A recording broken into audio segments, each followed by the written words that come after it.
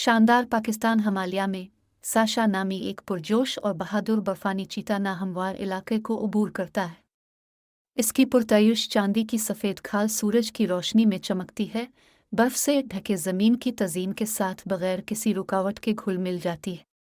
Sasha के पास एक अनथक जज्बा और एडवेंचर की भूख थी। साशा छपी हुई वादियों को तलाश करने और सूफियाना हिमालय के राजों को दरियाफ्त करने की ख्वाहिश रखता था। अटल अज़्म के साथ वो एक सनसनीखेज़ जिदोजहद का आगाज़ करता है। जब वो नामालूम इलाके में कदम रखता तो बर्फ़ पर अपना निशान छोड़ जाता। जब साशा ने शानदार पहाड़ों की गहराइयों में कदम रखा, इसे कई मुश्किल चैलेंजों का सामना करना पड़ता है। इससे बर्फीली घाटियों से गुजरना पड़ता था, तंग पहाड़ी चोटियों से गुजरना पड़ता था और मुंजमद दर्जा हरारत को बर्दाश्त करना पड़ता था। लेकिन साशा की रूह बरकरार रही। एक चांदनी रात में एक पहाड़ी से गुजरते हुए साशा ने एक नायाब और नाजुक फूल हिमालयाई मानकेशूड को देखा, जो सिर्फ हिमालय के दिल में खिलने के लिए जाना जाता है। इसके मुतहर्रिक रंगों और नशा आवर खुशबू ने साशा के हवास को भर दिया। फूल की खूबसूरती और अहमियत से मुतासिर होकर साशा ने इस खतरे से दो चार फूल की हिफाजत को अपना मिशन बनाया। इसने नाजुक माहौलियाती निज़ाम के राज सीखे, शिकारियों से बचकर और उसके बीजों को नई जगहों पर फैलाकर फूल की बका को यकीनी बनाया।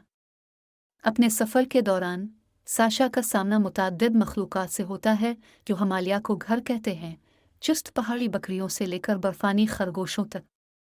इसने उनकी मुनफरिद मुवाफ़क़त का मुशाहिदा किया और उनकी बका की तकनीकों से सीखा, उनकी हिकमत को लचक और ताकत की अपनी जस्तजू में शामिल किया। साशा के मिशन की खबर पूरे पहाड़ों में फैल गई। इसके साथ ही बर्फानी चीते और हिमालय के बाशिंदों में उसकी तारीफ़ और एहतराम का जज्बा पैदा हुआ। साशा तहफ़्फ़ुज़ और हिम्मत की अलामत बन गया और दूसरों को अपने माहौल की नाजुक खूबसूरती की हिफाजत के लिए तरग़ीब दी।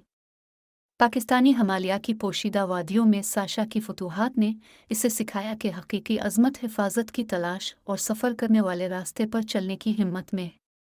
इसने शानदार पहाड़ों की अपनी खोज जारी रखी। साशा की जिम्मेदारी और बहादुरी की मीरास चोटियों में गूंजती रही, जिससे नस्लों को अपने इर्द गिर्द मौजूद कुदरती अजायबात की परवरिश और हिफाजत करने की तरग़ीब मिली।